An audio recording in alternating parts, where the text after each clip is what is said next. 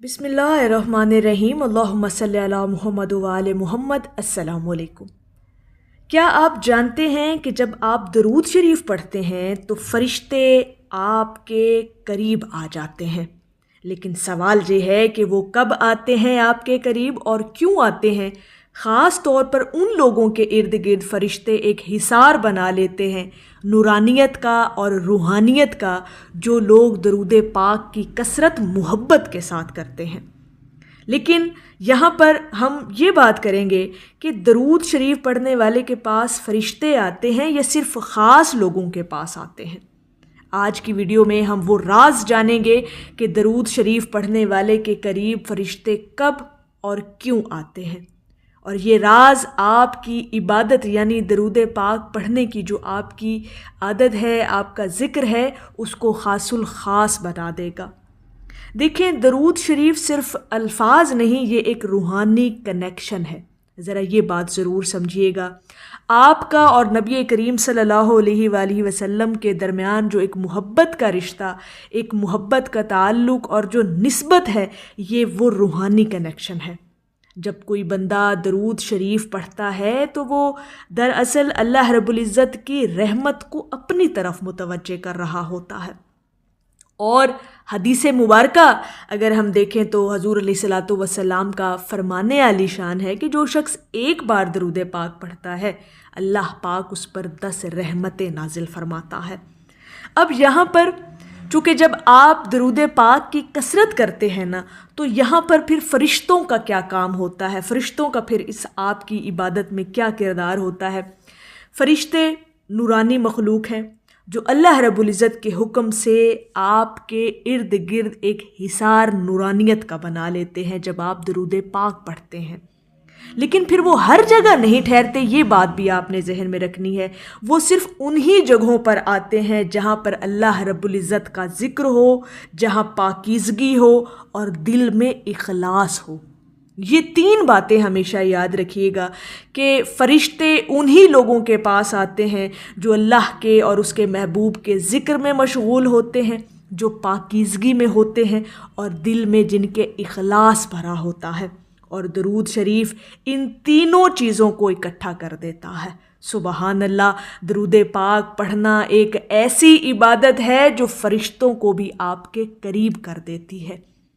देखिए, अब असल सवाल ये है कि फ़रिश्ते कब करीब आते हैं। जब आप दरूद पाक की कसरत करते हैं, दरूद शरीफ पढ़ते हैं, तो फ़रिश्ते जो हैं वो आपके करीब आना शुरू हो जाते हैं, आपके इर्द गिर्द एक हिसार बना लेते हैं। जब आप दिल से दरूद पाक पढ़ते हैं ना, और आँखों में आपके नमी होती है, दिल दिमाग रूह जब आपके यकजां होते हैं, तो फिर फ़रिश्ते आपके इर्द गिर्द आना शुरू हो जाते हैं। जब आप तन्हाई में इखलास के साथ दरूद पाक पढ़ते हैं, एहतमाम के साथ और पुरसुकून और ख़ामोशी वाला जब माहौल होता है ना आपके इर्द गिर्द, तब फ़रिश्ते आपके करीब आते हैं। जब आप मुश्किल वक्त में दरूद पाक की कसरत कर रहे होते हैं, यानी जब आप घबराहट का शिकार होते हैं ना, कोई भी किसी भी किस्म की कोई परेशानी आपको जब तंग कर रही होती है, तो उस परेशानी के लम्हे में जब आप दरूद शरीफ पढ़ना शुरू कर देते हैं ना, तो फ़रिश्ते आपके करीब आ जाते हैं। जब आप दरूद पाक की कसरत इंतहा की हद तक करते हैं ना, फिर भी फ़रिश्ते आपके इर्द गिर्द रूहानियत का एक हिसार बना लेते हैं। और फ़रिश्ते उस शख्स के लिए दुआए मग़फ़रत और दुआए रहमत करते रहते हैं जब तक वो दरूद पाक पढ़ने में मशगूल रहता है।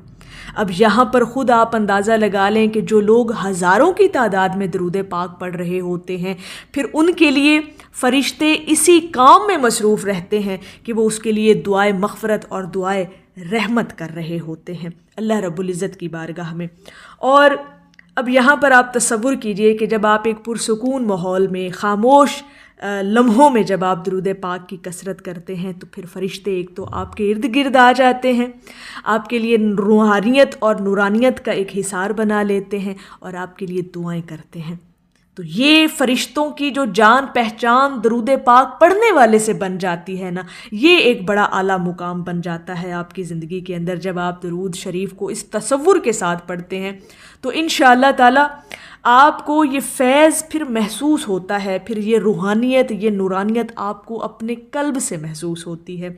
اور دیکھیں، اگر ہم یہ دیکھیں نا کہ درود پاک جب آپ پڑھنا شروع کرتے ہیں تو آپ کے نا دل میں ایک عجیب سا سکون اتار دیا جاتا ہے۔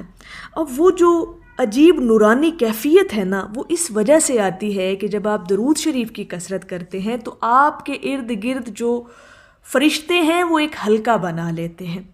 اس فرشتوں کی جو قربت آپ کے نزدیک ہوتی ہے نا، پھر وہ قربت نورانیت کی، روحانیت کی آپ کے قلب میں اترتی ہے۔ پھر اس کا اثر یہ ہوتا ہے کہ ایک عجیب سا سکون آپ کے اندر اتر جاتا ہے۔ یہی وہ کیفیت ہے جب فرشتے آپ کے قریب ہوتے ہیں۔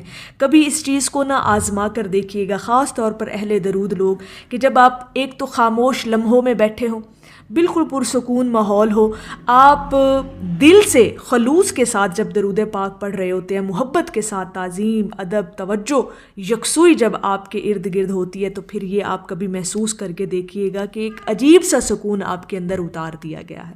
وہ جو عجیب سا سکون اچانک سے آپ کے اندر آ جاتا ہے نا، سمجھ جائیں کہ فرشتوں کی حاضری آپ کے ارد گرد ہو گئی ہے، فرشتے آپ کے قریب آ گئے ہیں، فرشتوں نے ایک نورانیت کا، روحانیت کا حلقہ آپ کے اور ارد گرد آپ کے ایک حصار بنا لیا ہے۔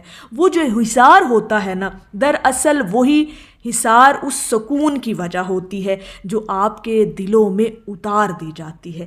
آپ کا قلب منور کر دیا جاتا ہے، آپ کی روح جو ہے وہ روشن ہو جاتی ہے، اور یہ اسی وجہ سے ہوتی ہے جب آپ درود پاک ایک تو خلوص نیت کے ساتھ پڑھ رہے ہوتے ہیں، پرسکون ماحول میں پڑھ رہے ہوتے ہیں، خاموشی کے لمحے ہوتے ہیں، تب فرشتے آپ کے قریب آ جاتے ہیں۔